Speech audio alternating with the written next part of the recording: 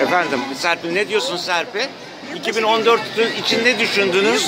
2015'e ne düşünüyorsunuz? İnşallah 2015, 2014'ten çok daha iyi olur. İnşallah, inşallah. Sağlıkla, afiyetle.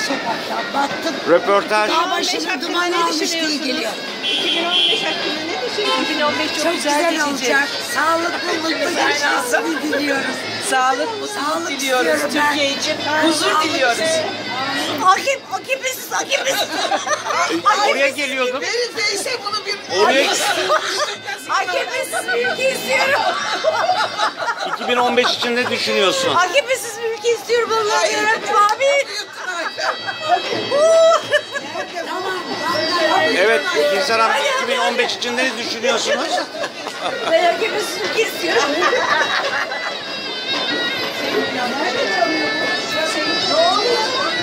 Ayfer Hanım, 2015 için ne düşünüyorsun? Ne düşündün söyle. Ay 2015 hepimize hayırlı, uğurlu, bolluk, bereketlik. O kadar. Evet.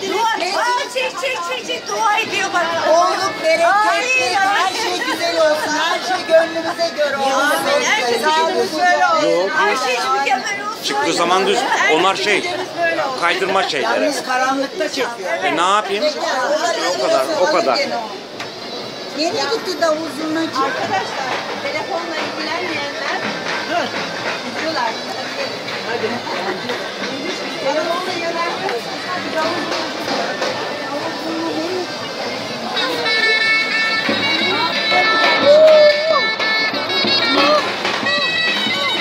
Buraya geldi.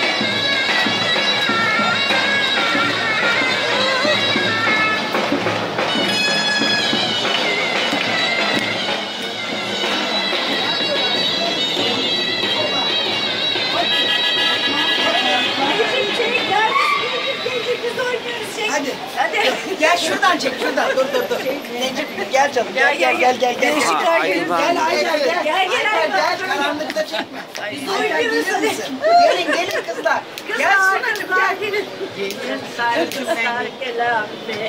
gel. Ayfer gelsene hayatım.